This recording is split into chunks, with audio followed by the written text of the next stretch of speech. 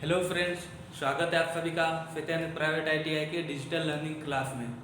और आज हम लोग एक नया चैप्टर के बारे में देखेंगे जिनका नाम है अल्टरनेटर।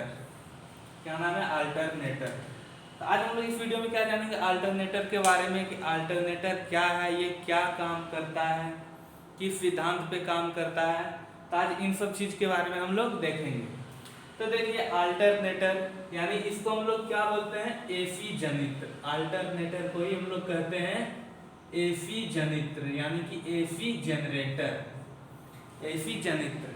और इसी को फिर हम लोग क्या कहते हैं? प्रत्यावर्तक।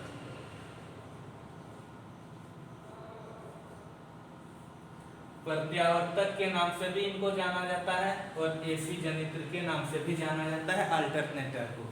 तो अल्टरनेटर काम क्या करता है? तो जैसे कि आप लोग को जनरेटर के बारे में पता होगा, जनरेटर क्या काम करता है? वो यांत्रिक ऊर्जा को विद्युत ऊर्जा में बदलता है जनरेटर। तो अल्टरनेटर का भी वही काम होगा। ये क्या करता है? यांत्रिक ऊर्जा को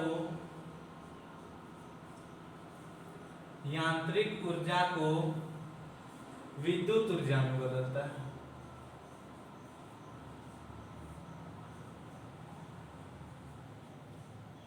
अल्टरनेटर क्या करता है? यांत्रिक ऊर्जा को विद्युत ऊर्जा में बदलता है।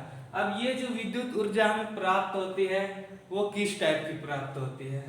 तो ये हमें प्राप्त होती है एसी टाइप की, यानी कि एसी प्रकार की हमें विद्युत ऊर्जा प्राप्त होती है। जैसे कि यहाँ पे आप लोग देख सकते हैं, एसी जनित्र नाम है अल्टरनेटर, इसलिए यहाँ पे जो विद्युत ऊर्जा प्राप्त होती है वो होती है एसी टाइप की। एसी टाइप की क्या होती है? विद्युत ऊर्जा प्राप्त होती है। और विद्युत ऊर्जा जो प्राप्त होती है वो किसका काम है? अल्टरनेटर का। अल्टरनेटर ये क्या करता है? यांत्रिक ऊर्जा को विद्युत ऊर्जा में बदलता है। अब एग्जाम में एक छोटा सा क्वेश्चन आता है, ये जो अल्टरनेटर है यानी कि एसी जनित्र, ये किस सिद्धांत पे काम करता है? तो आइए देखते हैं सिद्धांत।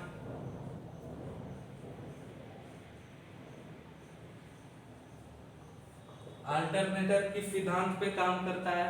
तो ये जो काम करता है वो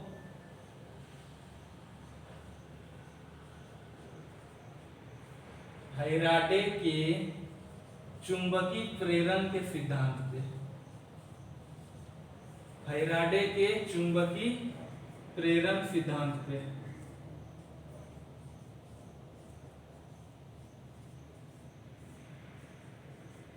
अल्टरनेटर कौन सा सिद्धांत पे काम करता है? तो फैराडे के चुंबकीय प्रेरण सिद्धांत पे। इनको याद रखिएगा। अब बात आती है कि ये जो फैराडे के चुंबकीय प्रेरण सिद्धांत है ये होता क्या है, मतलब चुंबकीय प्रेरण सिद्धांत में इसने कौन सा सिद्धांत दिया था? तो ये देखते हैं, इनका जो सिद्धांत है ये कहता है यदि कोई चालक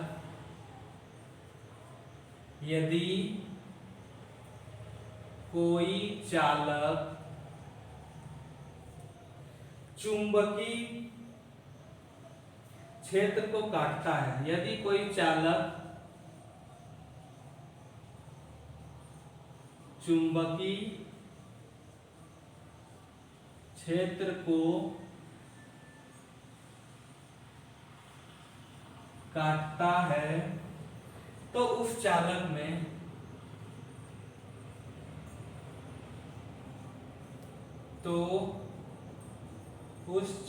में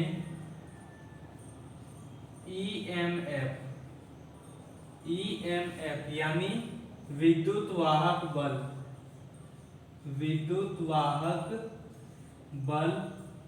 उत्पन्न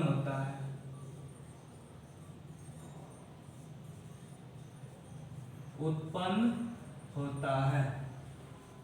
फैराडे के चुंबकीय सिद्धांत क्या होता है? यदि कोई चालक चुंबकीय क्षेत्र को काटता है तो उस चालक में ईएमएफ यानी विद्युत वाहक बल उत्पन्न होता है। ये इनका सिद्धांत है। अब इनके आगे हम लोग बात करेंगे कि अल्टरनेटर का मौलिक आवश्यकताएं।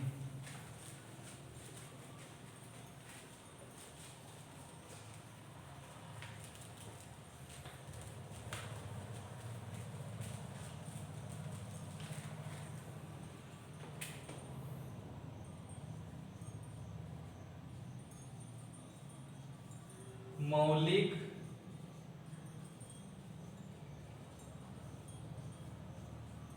आवश्यकताएं। अल्टरनेटर की मौलिक आवश्यकताएं को देखेंगे। तो पहला नंबर जो होता है इनकी मौलिक आवश्यकता वो होता है चुंबकीय क्षेत्र।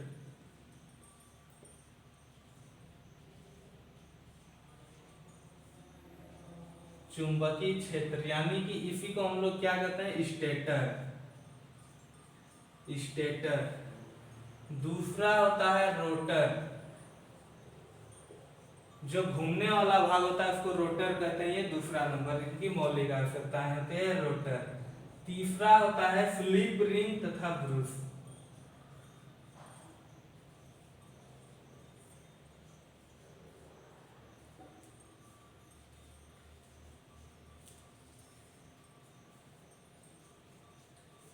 स्लिप रिंग तथा ब्रूस। और चौथा क्या होता है, यांत्रिक ऊर्जा।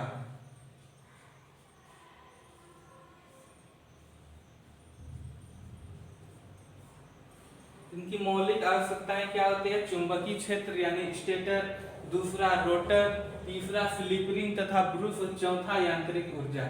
इन सब चीजों के बारे में हम लोग डिटेल से जानेंगे, इनके बारे में डिटेल से हम लोग चर्चा करेंगे। तो सबसे पहले हम लोग चर्चा करेंगे इनके भाग के बारे में, यानी कि अल्टरनेटर के जो भाग होते हैं उसके बारे में हम लोग चर्चा करेंगे। तो अल्टरनेटर का जो पहला भाग होता है यानी कि बॉडी का जो पहला भाग होता है वो क्या होता है, बॉडी।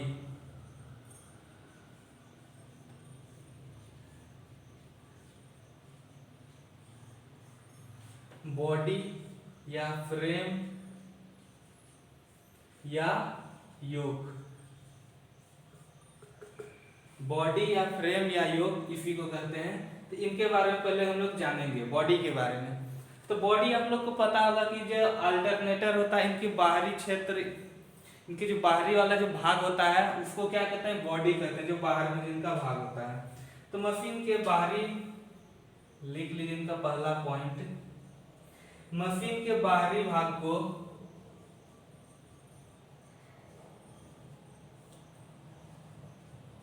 मशीन के बाहरी भाग को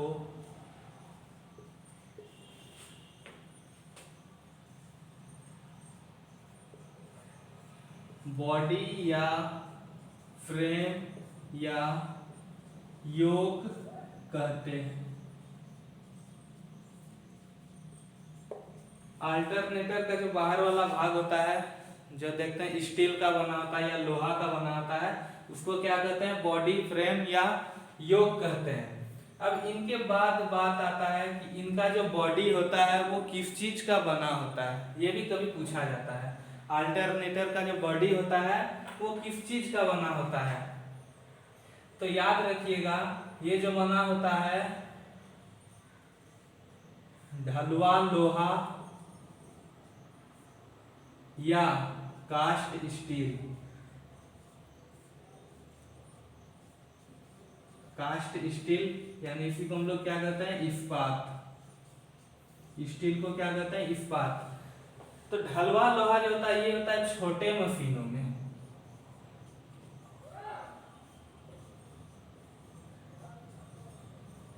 जो छोटा मशीन होता है वो उनका जो बॉडी होता है वो बना होता है ढलुआ लोहा का, और कास्ट स्टील या इस्पात ये होता है बड़े मशीनों में।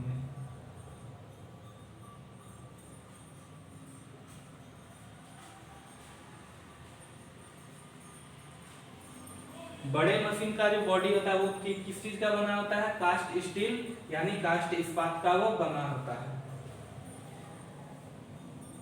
अब देखिए ये काम क्या करता है, इसकी जो बॉडी होती है वो किस लिए होती है, वो होता है चुंबकीय बल रेखाओं के लिए पथ प्रदान करता है।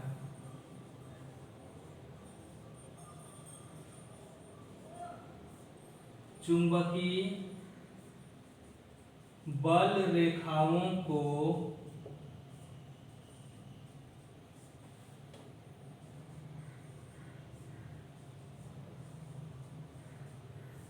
पथ प्रदान करता है। इसकी जो बॉडी होती है, इनकी क्या काम होती है, ये क्या करती है, तो चुंबकीय बल रेखाओं को पथ प्रदान करता है। तो इसका पहला भाग हम लोग क्या देखें, बॉडी के बारे में, जो कि किसको कहते हैं, मशीन के जो बाहर का जो भाग होता है उसको बॉडी या फ्रेम या योक के नाम से जानते हैं। और ये जो बॉडी होता है ये बना क्या चीज का होता है, अगर छोटी मशीन है तो वो ढलवा लोहा का बना होता है, और मशीन बड़ी हो तो वो कास्ट स्टील या कास्ट इस्पात का बना होता है। और इनका काम क्या होता है, तो चुंबकीय बल रेखाओं को पथ प्रदान करता होता है। तो ये इनका पहला भाग है। इनके जो आगे का भाग हम लोग नेक्स्ट वीडियो में जानेंगे। तो आज के लिए बस इतना ही, तब तक के लिए धन्यवाद।